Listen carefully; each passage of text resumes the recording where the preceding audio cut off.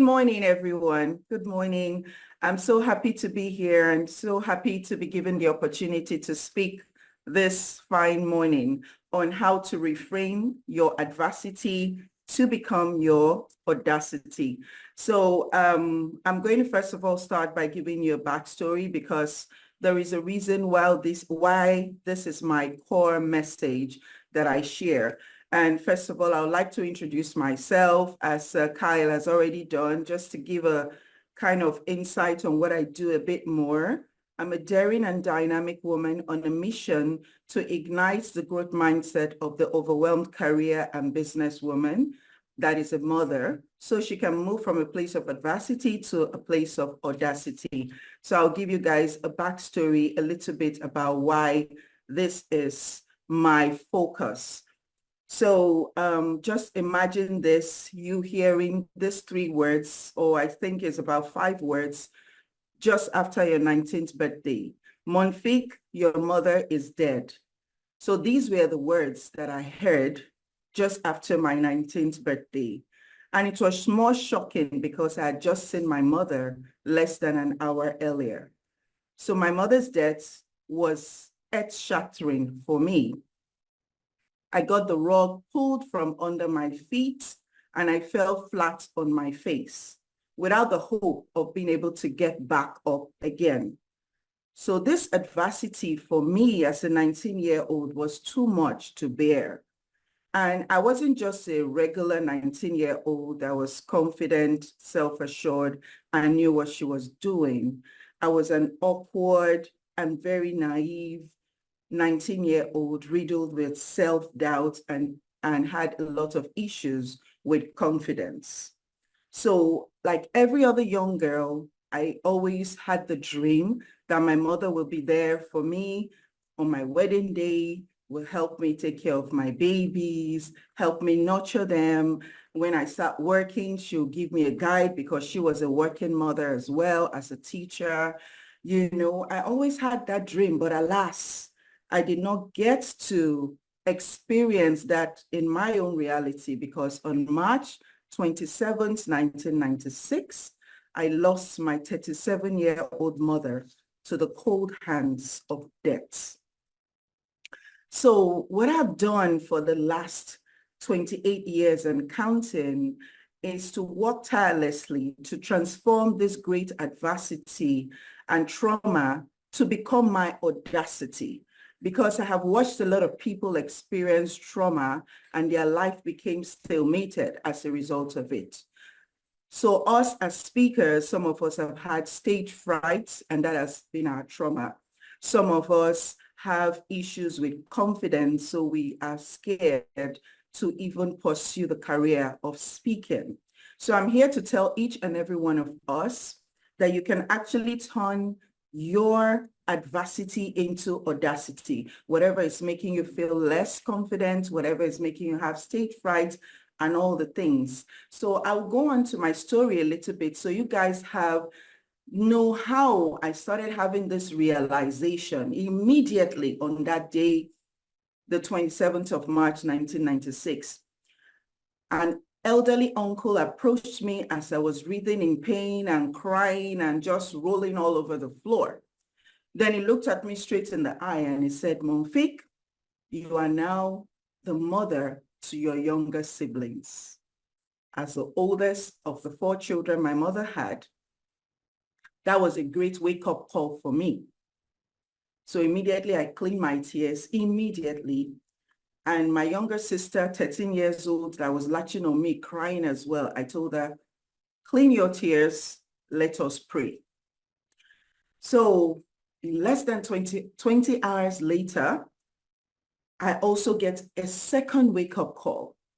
I am told to bathe my mother's corpse to prepare her for burial, according to Muslim rites. That experience was so chilling. It's so difficult to use words to express it till today.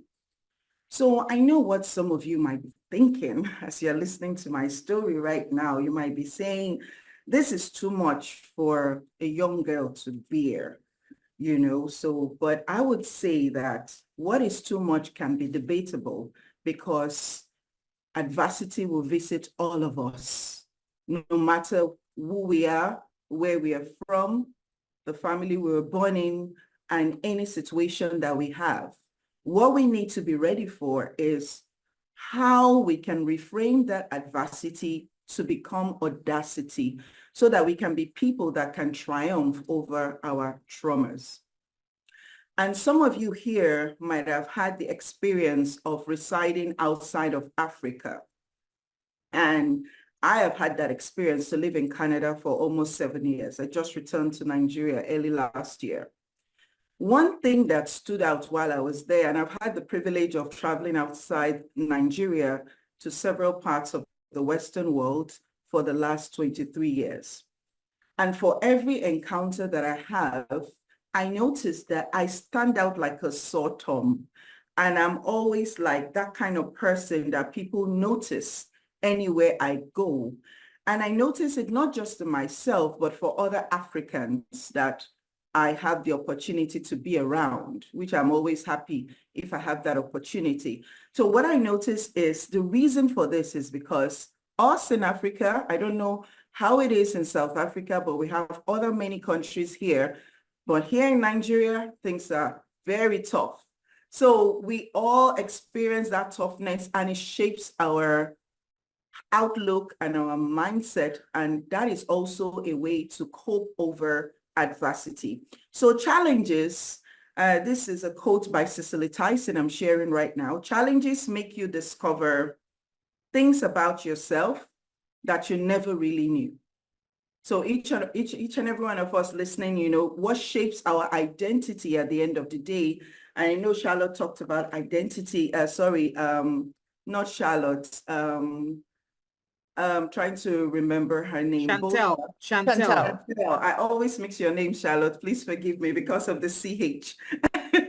Please forgive me. So Chantel mentioned something about identity yesterday. I believe that turning your adversity into audacity is the biggest way to help to reshape your identity.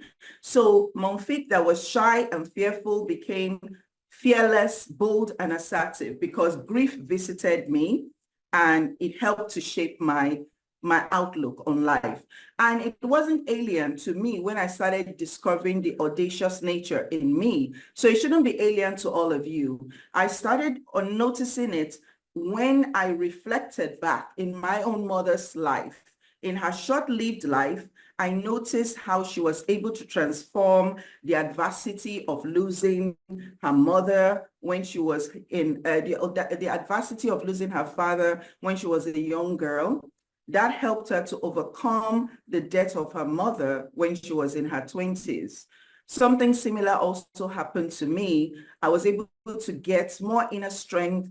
And in fact, is when my mother died, I became more confident. Like I've said already, I became assertive. I became a leader for the first time to be able to nurture my siblings and show them and guide them the way they should go. And that also helped me when I became orphaned at 29, my father's passing.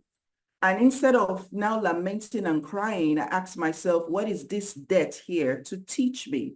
And because my father was a person that, first of all, introduced me to personal development, I started immediately looking at a way to not just be a banker, but also be somebody that can teach other people how to elevate their potential, their abilities, how to get over trauma, how to get over adversity. And that's how it started.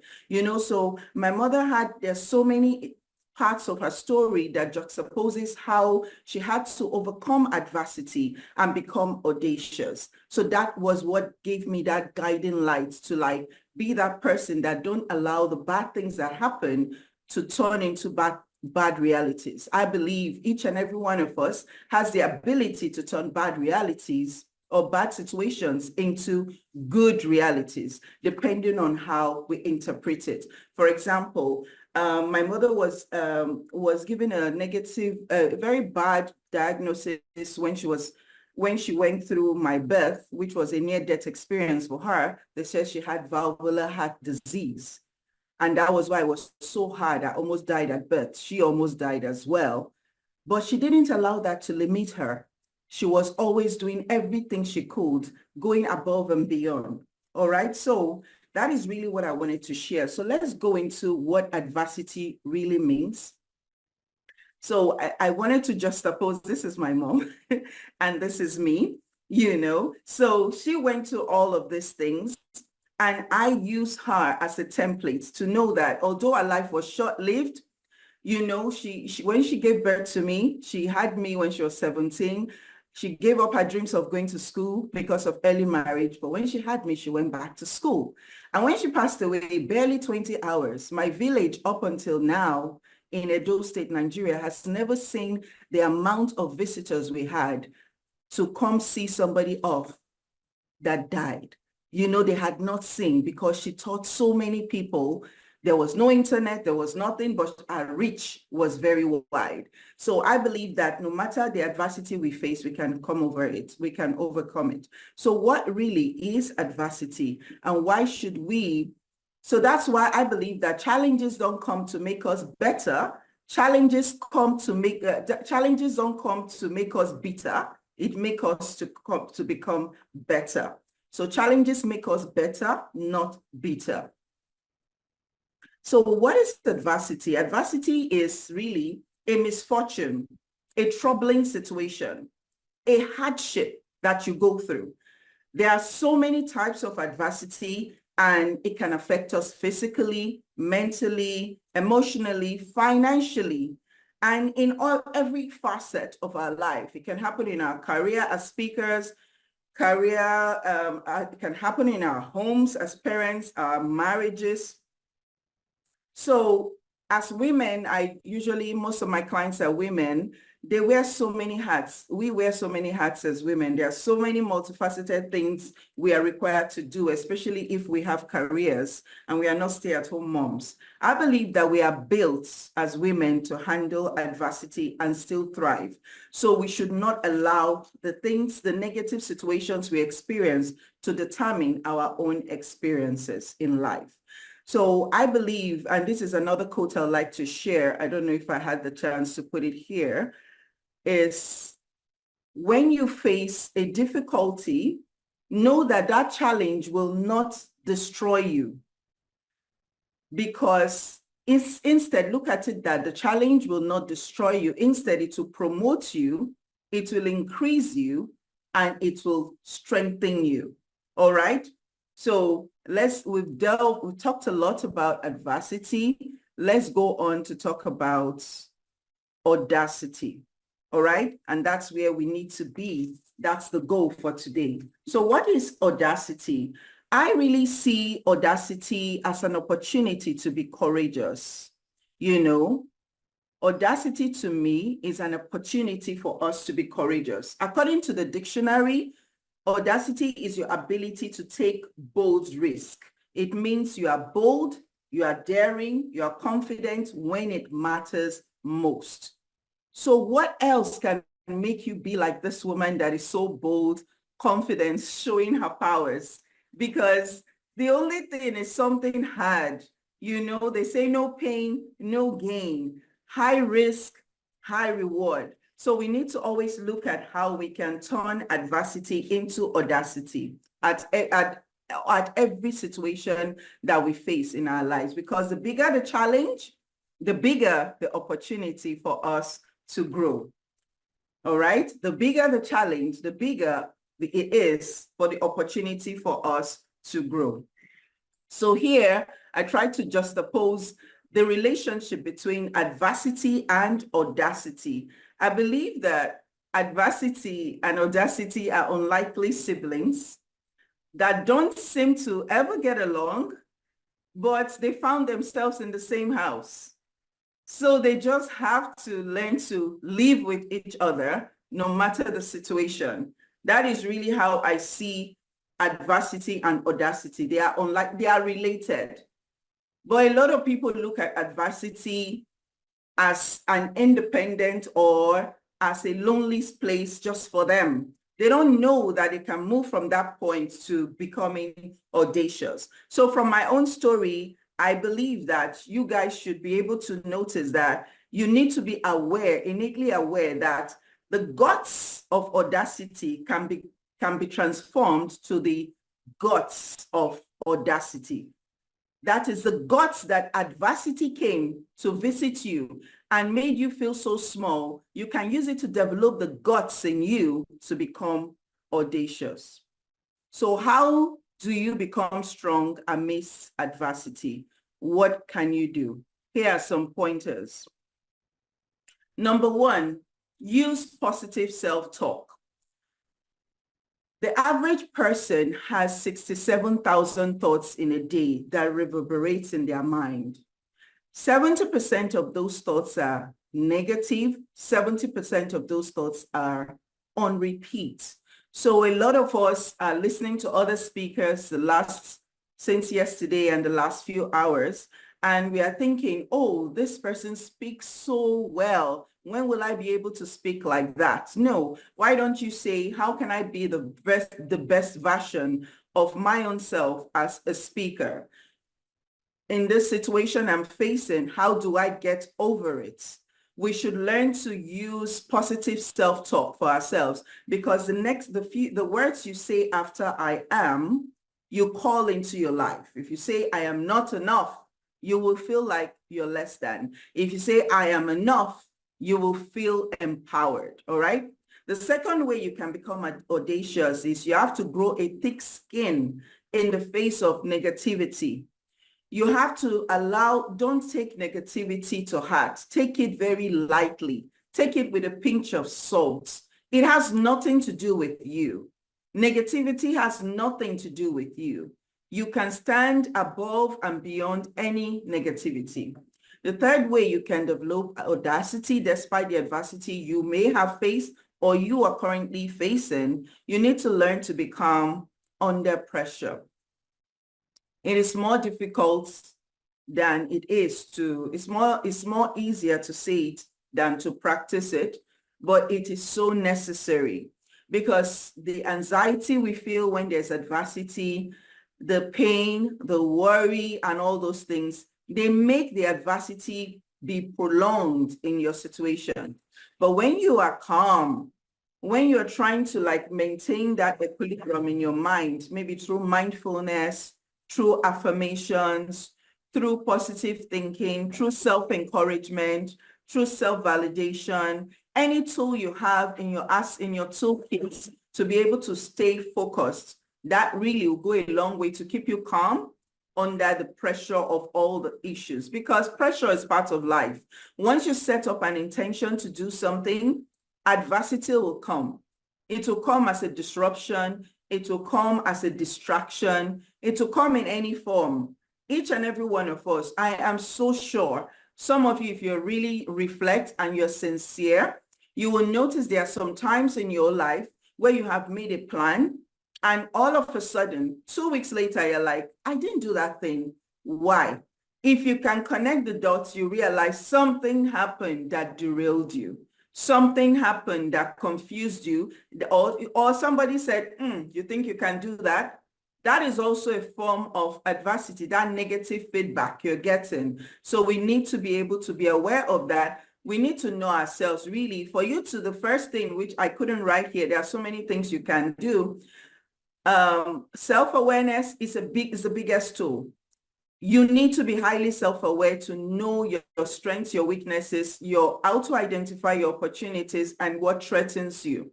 If you're highly self-aware, you'll be that kind of person that no matter the adversity, you can be calm under pressure. The fourth one is you need to change your perspective. This one is very deep, and it has like a 9-part process, and because of time, I couldn't get into it. But it's called the adversity alphabet. Using every letter that adversity represents to help to influence you to reframe, to change your perspective. And if you do that, it will really, really make a quantum leap in your life. And the fifth thing is to set reasonable goals. Under the circumstance that you are right now, depending on the adversity, even if it's stage fright, what can you immediately put in your mind as a goal so you can tackle that speech without falling flat on your face? It could just be to close your eyes for a minute and just breathe. It could just be to clean your palms that are maybe sweaty because you're nervous. So you need to set reasonable goals in the face of adversity, because adversity comes as a stumbling block. How do you detour? How do you get past that? How do you pivot? You need to set reasonable goals. So these are just 5 ways.